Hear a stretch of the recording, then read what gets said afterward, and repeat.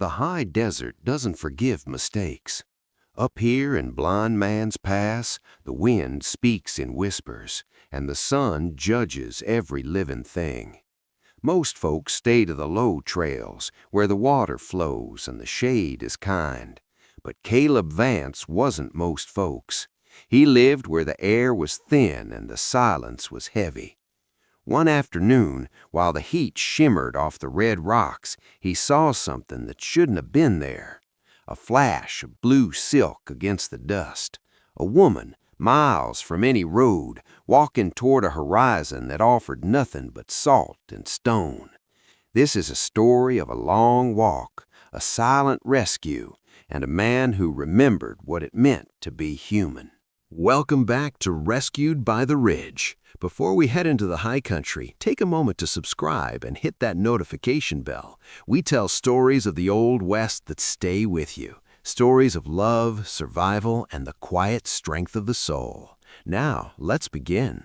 The year was 1874, and the summer was a thief. It stole the moisture from the soil and the hope from the heart. Caleb Vance stood on the porch of his hand-hewn cabin, shielding his eyes with a calloused hand. He lived at the edge of the world, or so it felt. His only neighbors were the hawks and the occasional wandering elk. He was checking the sky for rain clouds, but all he saw was the brutal, unblinking eye of the sun.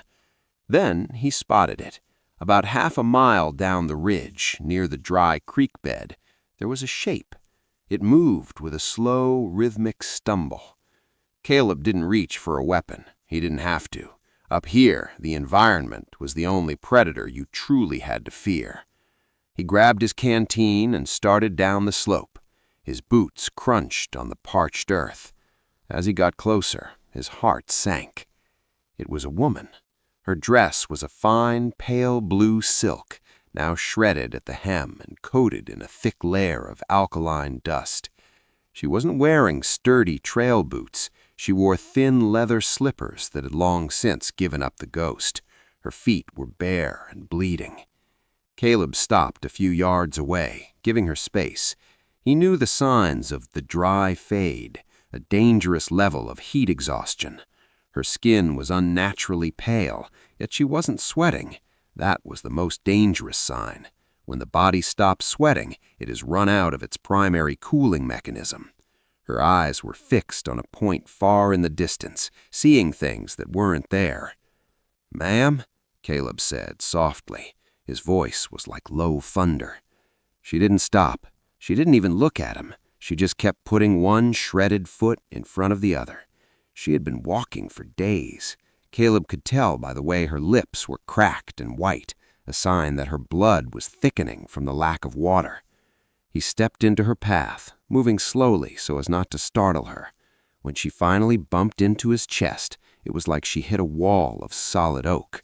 She looked up, her blue eyes clouded with a feverish haze. She didn't scream, she didn't cry. She simply leaned her forehead against his shirt and let out a long, shuddering breath. Caleb caught her before she hit the ground. He looked back up the steep, rocky trail toward his cabin. It was a long climb, and the sun was only getting higher. Caleb adjusted his grip, lifting Isabel as if she were made of brittle autumn leaves. He was a strong man, shaped by years of hauling timber and stone, but the lightness of her frame worried him more than any heavy load ever could. He began the slow, steady trek back up the ridge. Every step was deliberate. In the high desert, haste is a shortcut to disaster. You have to keep your own heart rate steady when you're carrying a life in your arms.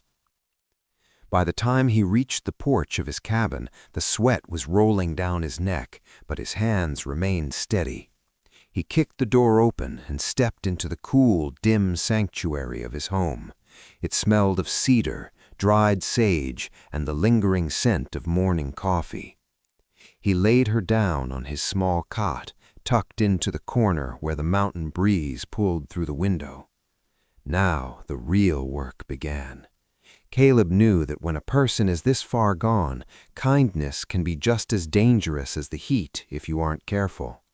He didn't just tip a bucket of water down her throat. That's a common mistake, but in the Old West, survival was a science learned through trial and error. If she drank too much too fast, her stomach would reject it, and she'd lose the very fluid she needed to survive. He took a clean piece of linen and dipped it into his clay water olla. The porous ceramic kept the water naturally cool but not icy. He began by simply dabbing her cracked lips. He watched as the moisture disappeared instantly, soaked up by her parched skin. "Slow now," he whispered, though she hadn't stirred.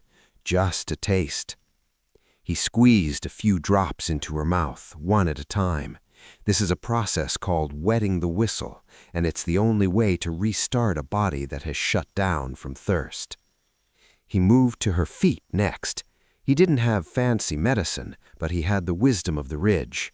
He fetched a basin of tepid water and added a handful of dried willow bark, a natural way to ease the throbbing pain and reduce inflammation. As he gently cleaned the dust and grit from her heels, he realized the sheer distance she must have covered. Her shoes were high-fashion items from a city world, never meant for the jagged limestone of the pass. She had walked until the leather gave way, then she had walked until her skin gave way, and then she had kept going on pure spirit. Just as he was finishing the bandages, Isabel's eyelids flickered. Her hand shot out, gripping Caleb's forearm with a strength that surprised him. Her eyes flew open, but they weren't seeing the cabin. They were wide with a primal, lingering fear. Caleb didn't move. He didn't pull away. He stayed as still as a mountain, waiting to see if she would run or stay. Caleb remained frozen, letting her grip his arm until the white-knuckled tension in her fingers began to fade. He knew that for a person coming back from the brink, the world is a confusing blur of shadows and light. To move too quickly would be like spooking a wild horse in a narrow canyon. "You're at the ridge," he said, his voice dropping to a low, rhythmic hum. "The water is real. The shade is real. You're safe." Isabel's eyes began to focus. She tracked the rough-hewn beams of the ceiling, the bundles of drying herbs hanging from the rafters, and finally the face of the man sitting beside her. She let go of his arm, her hand falling back to the quilt. She tried to speak, but her throat was still a desert. She managed only a raspy, broken sound. Caleb reached for a small wooden bowl. He had steeped a few leaves of peppermint in lukewarm water. Peppermint is a natural wonder for the weary. It settles a nervous stomach and clears the head. He held the back of her neck with one hand, steady and firm, and guided the bowl to her lips. "Small sips," he coached. "Let it sit on your tongue first." She obeyed. As the coolness hit her system, a shudder ran through her entire body, the kind of shiver that comes when the spirit finally realizes the body isn't going to die today. Caleb stepped back, retreating to the heavy oak table in the center of the room. He picked up a piece of leather he had been working on, giving her the most valuable thing a stranger can offer: distance. In the Old West, privacy wasn't just about walls, it was about where you chose to look. By focusing on his work, Caleb was telling her she wasn't a prisoner and she wasn't a spectacle. He was practicing the frontier courtesy, the unspoken rule that a person's business is their own until they're ready to share it. An hour passed in silence, save for the rhythmic scritch-scratch of Caleb's leather owl. Isabel watched him from the shadows of the corner. She saw a man who moved with a strange, quiet grace, a man who had saved her life and asked for nothing, not even her name. She looked at her bandaged feet, then at the sturdy, honest walls of the cabin. For the first time in 1,000 miles, the frantic pounding in her chest began to slow. She realized she didn't have to run anymore. But as she looked at this mountain man, a new question flickered in her mind. Who was he hiding from? The sun began to dip behind the jagged peaks of the ridge, casting long purple shadows across the cabin floor. In the high country, the temperature drops fast once the sun retires. Caleb rose without a word and stoked the hearth.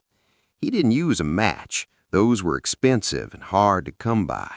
Instead, he used a flint and steel, striking the metal against the stone until a spark caught the charred cloth or tinder. It's a skill of patience. You don't fight the fire into existence, you coax it. As the flames began to lick at the cedar logs, the room filled with a warm, golden hue. Caleb set a heavy cast-iron pot over the heat. He wasn't making a heavy feast. That would be too much for Isabel's recovering system. He was simmering a restorative broth made from dried venison bones and wild onions. The mountains have a way of stripping a person down, Caleb said, his back still turned to her. He spoke to the fire, but his words were meant for her. They take your pride, your fancy clothes, and your breath, but they give you back your truth if you're willing to listen. Isabel sat up slowly, wrapping the wool blanket around her shoulders. The broth smelled like life itself. "Is that why you're up here?" she asked. Her voice was stronger now, though it still carried the gravel of the trail. "To find your truth?" Caleb paused, the ladle mid-air. He looked at the steam rising from the pot. "I was a builder once, in a city that grew too fast and cared too little. I built houses for men who never intended to live in them.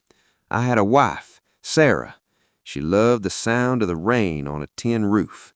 He went silent for a moment, the ghost of a memory flickering in his eyes. "The fever took the city, and it took her. I realized then that I didn't want to build things that didn't last, so I came here. The mountain doesn't change for any man. It's honest." He poured a portion of the broth into a wooden bowl and set it on the table. He didn't approach her. He waited for her to come to him. It was an invitation, not an order. Isabel swung her legs off the cot. Her feet ached, but the willow bark had done its work, dulling the sharpest edges of the pain.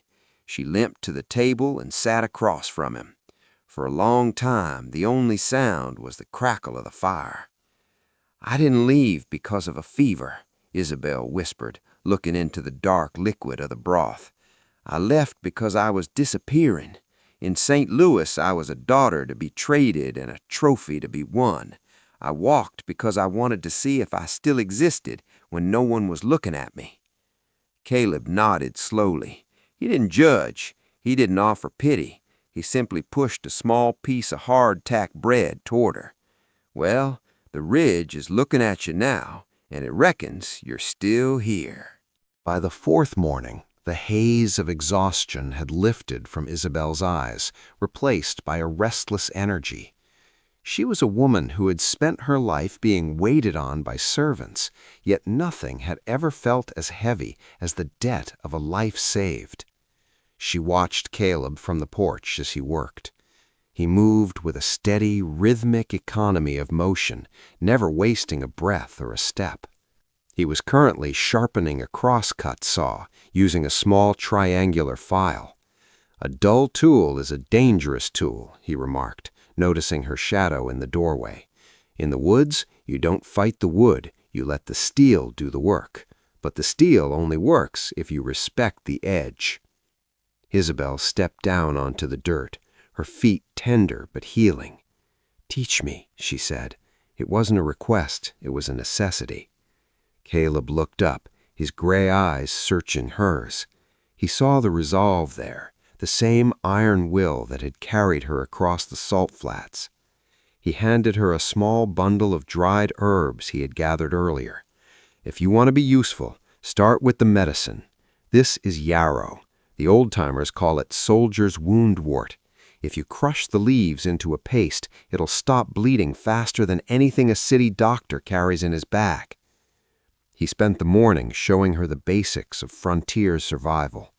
He taught her to identify mullein, with its soft velvet leaves that could be brewed into a tea for a heavy chest or used as a soothing poultice. This was the educational heart of the ridge, learning that the wilderness wasn't just a place of danger, but a pharmacy and a pantry, provided you knew how to read the labels. Later, he handed her a light hatchet. He didn't give her the heavy splitting maul. He knew her limits, even if she didn't. He showed her how to stance her feet wide to protect her shins and how to aim for the grain of the kindling. Don't swing with your arms, he coached, standing a respectful distance back. Swing with your core. Let the weight of the head do the biting. The first few strikes were clumsy, the blade glancing off the cedar, but Isabel didn't quit. She wiped the sweat from her brow with a dirt-smudged sleeve, a far cry from the silk-clad woman who had collapsed in the dust. When the first piece of wood finally snapped clean in two, she felt a jolt of triumph more profound than any social victory she'd ever won in a ballroom. She wasn't just mending her body anymore, she was building a new self. Caleb watched her, a ghost of a smile touching his lips. He realized then that he wasn't just hosting a guest, he was witnessing a rebirth. But the mountains have a way of testing a new spirit, and the sky to the north was beginning to turn a bruised, heavy purple. The air grew heavy, thick with the scent of ozone and wet stone. On the ridge, a storm isn't just weather, it's an event that demands your total attention. Caleb dropped the file he was using and looked toward the northern peaks. The clouds were no longer purple, they had turned a deep, sickly charcoal, rolling over the mountaintops like an advancing army. "The wind is turning," Caleb said, his voice tightening. "That's a mountain gale coming. We don't have much time." In the Old West, survival depended on your ability to read the signs before the first drop of rain fell. Caleb showed Isabel how the birds had gone silent and the cattle in the lower valley were huddling in the lee of the cliffs. He went into a state of focused urgency. "We need to batten down. If the wind catches a loose shutter, it'll rip the roof right off this cabin." Educational value in the wilderness comes down to preparation. Caleb had Isabel help him haul the heavy water barrels closer to the door and check the chinking, the mud and straw stuffed between the logs to keep the draft out.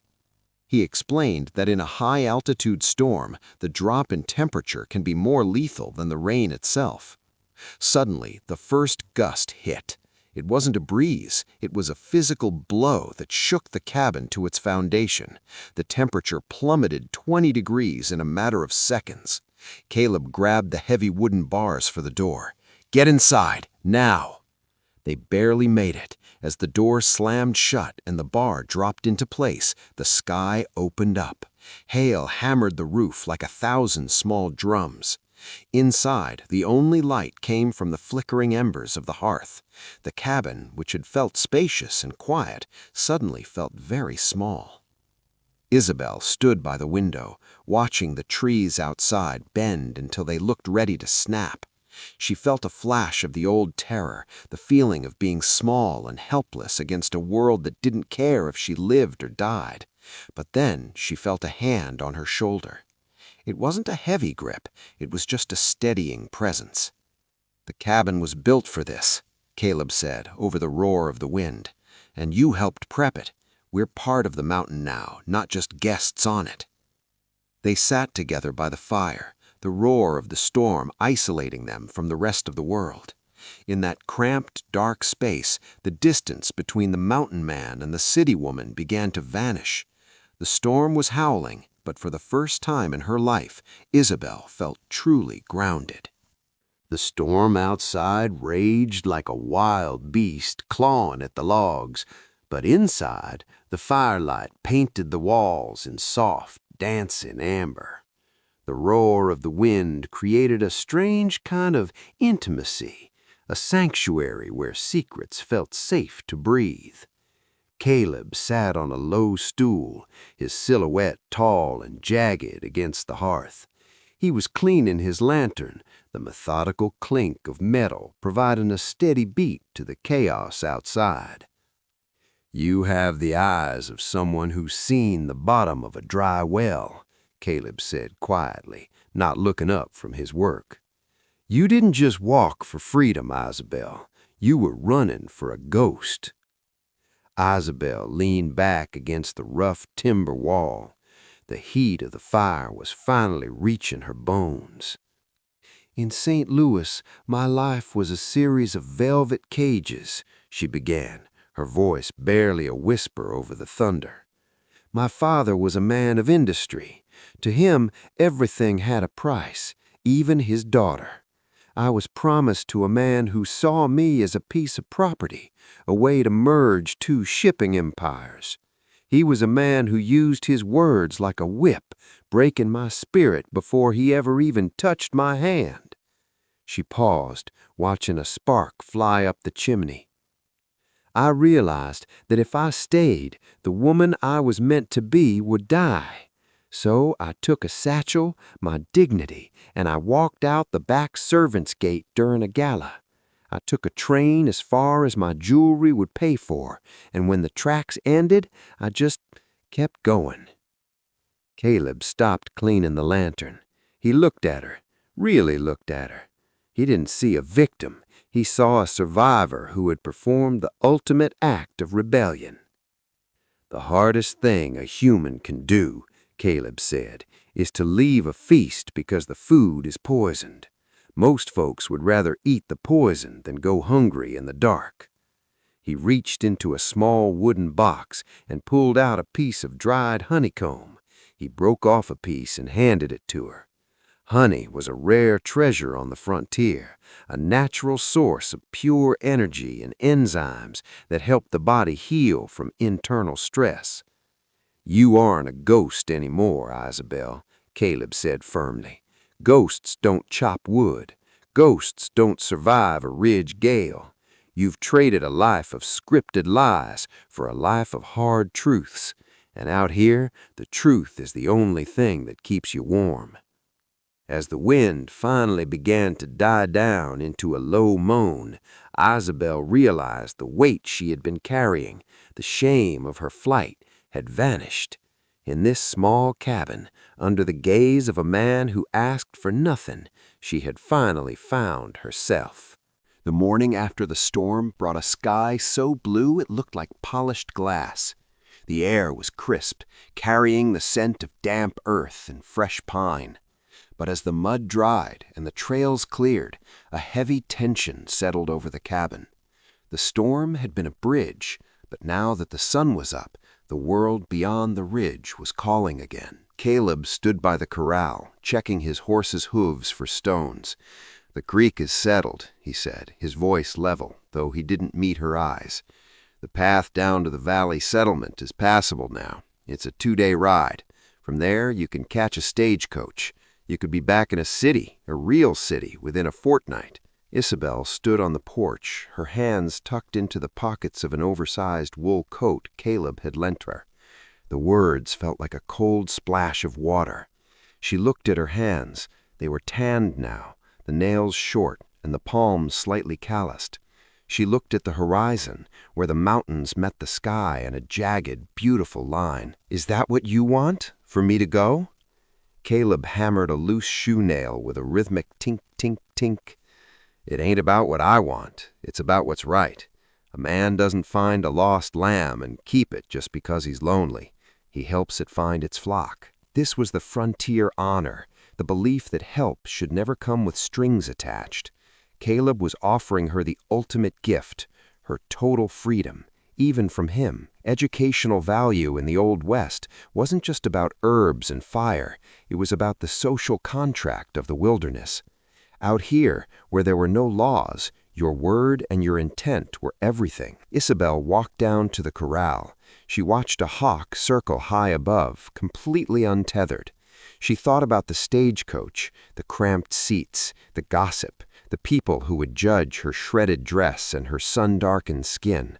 Then she looked at the cabin, the smoke curling peacefully from the chimney, and the man who had taught her that she was capable of more than she ever imagined. "I've spent my whole life being told where my flock was," Isabel said softly. "I walked until my feet bled to get away from them. Maybe the flock I was looking for isn't in a valley. Maybe it's right here, on the high ground, Caleb finally looked up. For a moment, the rugged mask of the mountain man slipped, revealing a flicker of hope that he had tried so hard to bury. But he didn't press her. He simply handed her the lead rope. Deciding is the hardest part of the journey, Isabel. Once you pick a direction, the mountain does the rest. Caleb didn't argue. He didn't try to sway her with sweet words. In the high country, a man respects a person's right to test their own resolve.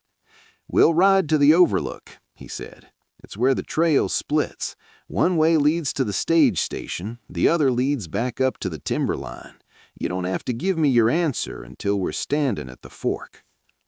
They spent the hour packing in a companionable silence. Caleb showed her how to balance a saddlebag so it didn't chafe the horse's flanks, a vital lesson in animal husbandry.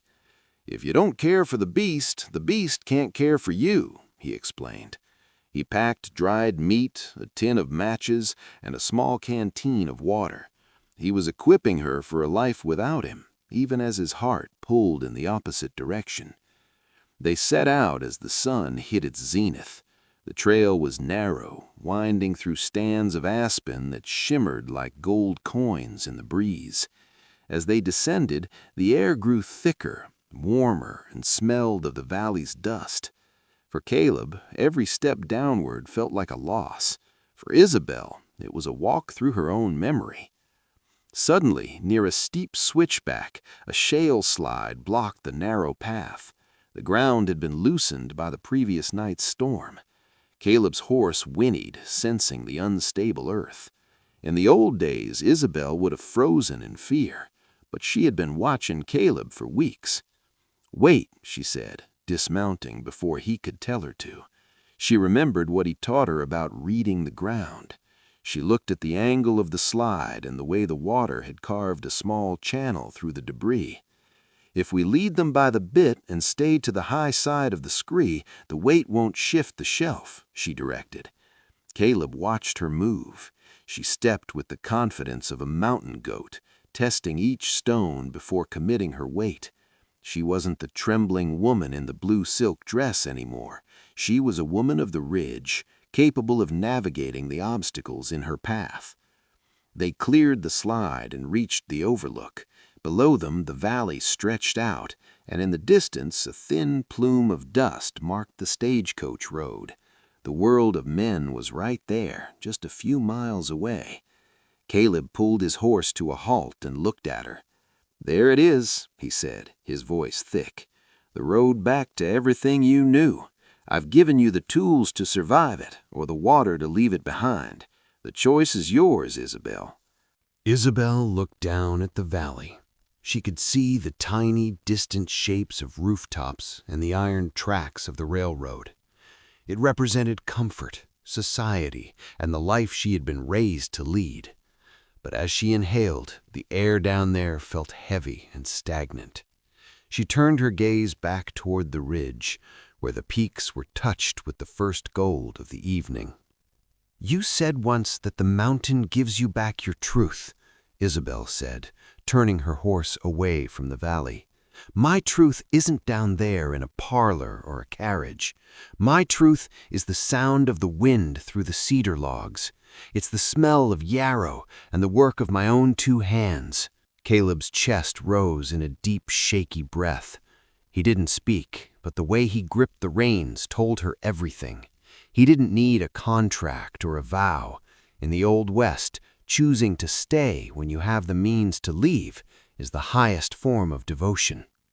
"I reckon the cabin is going to feel a lot bigger with two people truly living in it," Caleb finally said, his voice softer than she had ever heard it. They turned their horses and began the climb back up. As they ascended, the transition from strangers to a family happened in the quiet spaces between their shadows. They weren't just a man and a woman anymore. They were a unit. Caleb began talking about the winter, how they would need to smoke more venison and gather extra firewood. He was sharing his life, and Isabel was building hers right alongside him. By the time they reached the cabin, the stars were beginning to pierce through the velvet sky. Caleb dismounted and held out his hand to help her down. As her boots hit the dirt of the home she had helped defend, she realized that redemption didn't mean fixing the past. It meant building a future where the past no longer held power over you. Inside, the hearth was cold, but the spirit of the place was warm. Caleb lit the lantern, and for the first time, he didn't retreat to the corner. He sat at the table and poured 2 cups of tea. They sat in the glow of the lamp, a mountain man who had found his heart and a wanderer who had finally found her home. The ridge had rescued them both. The Old West was a place of harsh sun and cold nights, but as Caleb and Isabel found, it was also a place where a weary soul could finally plant roots. Life doesn't always give us a map, but sometimes, if we're lucky, it gives us a ridge to climb and a hand to hold. If this story of redemption in the high country touched your heart, please hit that like button and share it with someone who needs a reminder that it's never too late to start over. Subscribe to Rescued by the Ridge to join our growing community of storytellers. I want to hear from you. What do you think was the turning point for Isabel? Let me know in the comments below. And if you're looking for more tales of survival and love in the wild, check out our Mountain Men and Pioneers playlist on the screen now. Until the next trail, stay safe and be kind to the strangers you meet.